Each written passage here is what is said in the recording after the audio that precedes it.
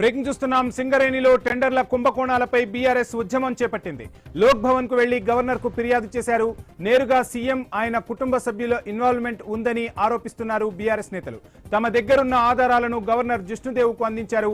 ముఖ్యమంత్రిపై చర్యలు తీసుకోవాలని బీఆర్ఎస్ నేతలు డిమాండ్ చేశారు.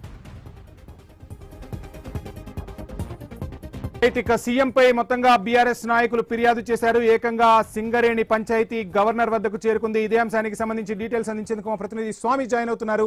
స్వామి, మొత్తంగా గవర్నర్ టేబుల్ మీదకు సింగరేణి పంచాయతీ చేరిన పరిస్థితి, సో ఏం జరిగింది మార్నింగ్ నుంచి ఇప్పటి వరకు ఉన్న అప్డేట్స్ ఏంటి?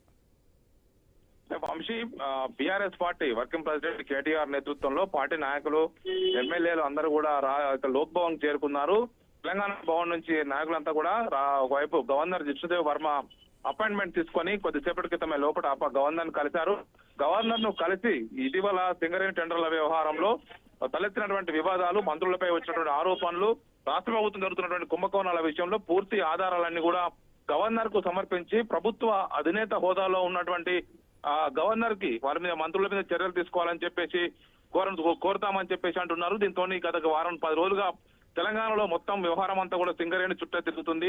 సింగరేణిలో నైని బ్లాక్ కుంభకోణం సంబంధించిన ఇష్యూ అని చెప్పేసి పదే బీఆర్ఎస్ నేతలు ఆరోపణలు చేస్తున్నారు. ఇటు మంత్రుల మధ్య, ఇటు సీఎం మధ్య వారి కుటుంబ సభ్యులకు టెండర్లు ఇప్పించుకోవడం కోసం జరిగినటువంటి ఈ ఇష్యూస్ లో దీన్ని ప్రజల ముందు పెడుతున్నామని చెప్పేసి బీఆర్ఎస్ నేతలు అంటున్నారు.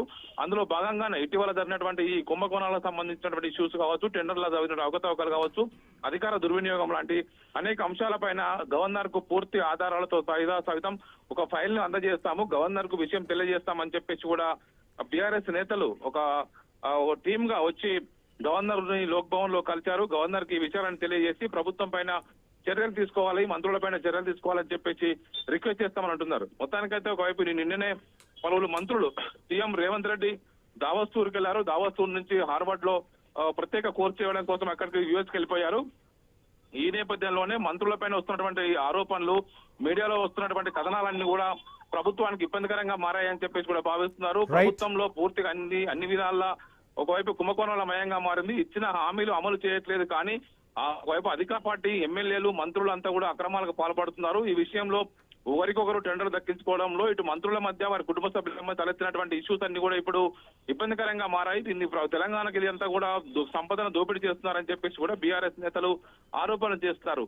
ఆ నైని కోల్ బ్లాక్ టెండర్లు క్యాన్సిల్ అయిన విషయం కావచ్చు, మరోవైపు మిగతా సింగరేణిలో మైన్స్, ఓపెన్ కాస్ట్ మైన్స్ కావచ్చు, మిగతా ఇష్యూస్ అన్ని కూడా ఎవరెవరు కేటాయించుకున్నారు. ఇక్కడ ఏదైతే ప్రత్యేకంగా సైట్ విత్ సర్టిఫికేట్ పీరియడ్ జరిగినటువంటి అక్రమాలన్నింటినీ కూడా పూర్తిగా ఒక నివేదిక రూపంలో గవర్నర్ కి అందజేయాలని చెప్పేసి కూడా అందరూ లోక్ భవన్ కు వచ్చారు. మరి కాసేపట్లో గవర్నర్ కలిసిన అనంతరం వాళ్ళు మీడియాను ఉద్దేశించి గవర్నర్ తో చర్చించిన విషయాలు కూడా చెప్తామని అంటున్నారు. Vamshi, right, thank you Swamy.